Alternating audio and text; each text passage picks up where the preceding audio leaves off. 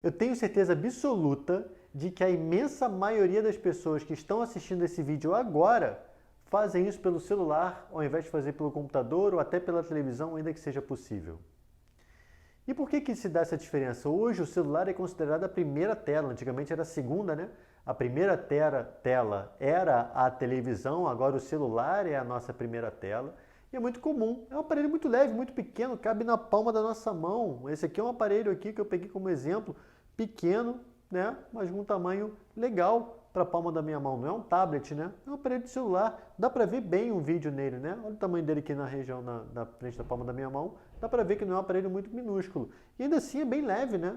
Não é um aparelho pesado. Com certeza tem livros desses de 300 páginas que a gente pode ler deixar na cabeceira da cama e ler antes de dormir, que são bem mais pesados do que isso aqui.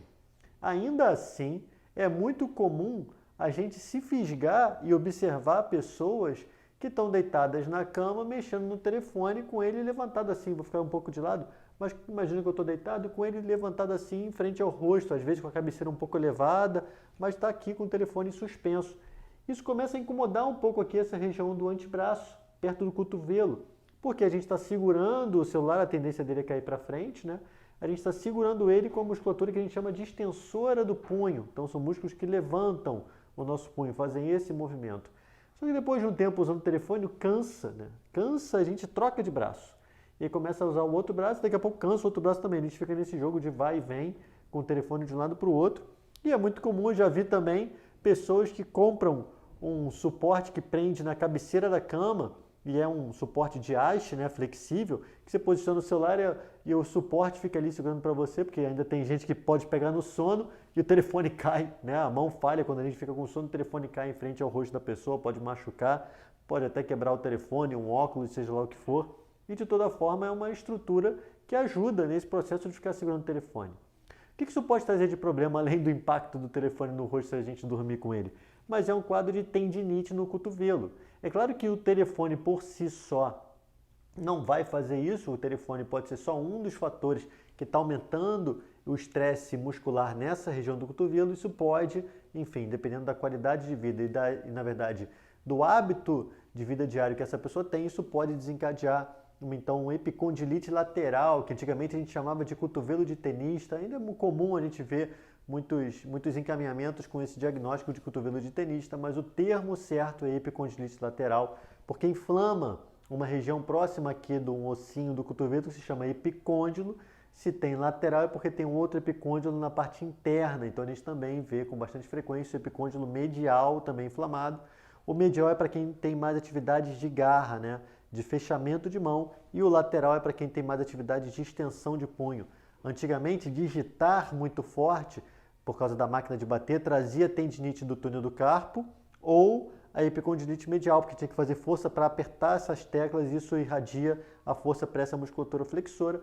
Hoje a gente digita com a mão mais suspensa e o ato da gente manter esse punho um pouco mais elevado para poder digitar estimula mais a musculatura do epicôndilo lateral. Como é que a gente trata isso? Depende da fase em que esse paciente se encontra. Então a gente tem 3 fases básicas, vamos dizer assim, ou a inflamação aguda, quando está logo no início, isso dura ali em torno de 15 dias, a gente tem algumas estratégias que são interessantes, não adianta a gente fazer muito exercício nessa fase, é mais interessante a gente pegar coisas leves como alongamentos, mas é importante a gente fazer ultrassom, laser, talvez alguma eletroterapia analgésica, gelo. Essa fase muito inicial dura aproximadamente 2 semanas, então inflamação aguda. Ela vai estar acompanhada de alguns sinais e sintomas que são comuns: calor, edema, vermelhidão, dor, limitação do movimento. São esses os 5 pontos mais comuns para a inflamação aguda. Aí essa fase passa. A gente entra numa fase subaguda, que tem outro nome para a gente, que é um nome mais complicado, que é reparo fibroblástico, mas isso não importa. Um fibroblasto é um tipo de célula que é importante para reparo do tecido.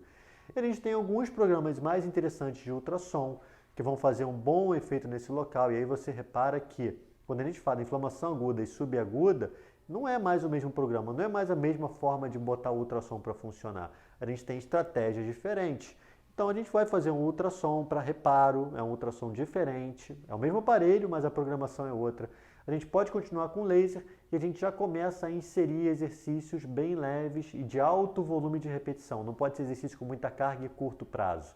Tem que ser um exercício demorado e que seja muito fácil de fazer. E quando a gente entra na fase crônica, que já é mais de um mês de tratamento, a pessoa já está em mais de um mês de diagnóstico, no caso, o ultrassom muda também, ele passa a ser um ultrassom bem curtinho, ele é curto e intenso, vamos dizer assim, uma forma adaptada de falar. Nos outros dois modos, na inflamação aguda e na subaguda, era um ultrassom muito demorado, podendo chegar a 10 minutos de aplicação, podendo ser até um ultrassom parado, com aplicação de pomada antes para facilitar a absorção de pomada.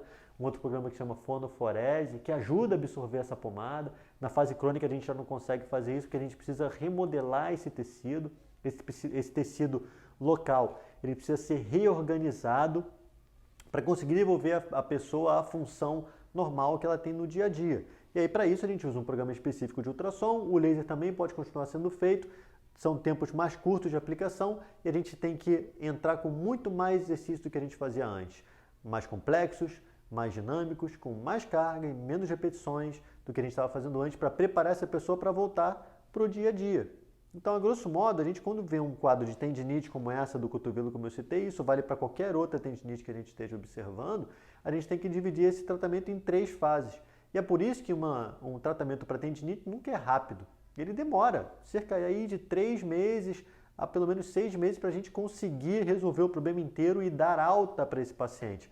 Às vezes a pessoa acha que vai ter tendinite para sempre. Não é assim. A gente consegue acabar com ela, é um quadro passageiro, igual uma rinite alérgica, por exemplo, ou igual uma inflamação de garganta. A pessoa não fica com a garganta inchada, inflamada durante muito tempo. Aquilo passa, né? Passa até que ela pode ter outra dor de garganta, outra inflamação de garganta. É a mesma coisa com o tendão. Ele pode inflamar no momento, a gente trata, a gente resolve. A pessoa, por conta dos hábitos de vida, como eu disse bem no início do vídeo, ela pode voltar a desenvolver a tendinite, especialmente se ficar deitando na cama com o celular pendurado. Então, se quer usar o celular deitado, volta para sentado, use o celular recostado, bem apoiado, facilita a nossa dinâmica, facilita o dia a dia, sem ficar provocando essas dores desconfortáveis no cotovelo. Vamos em frente e até a próxima!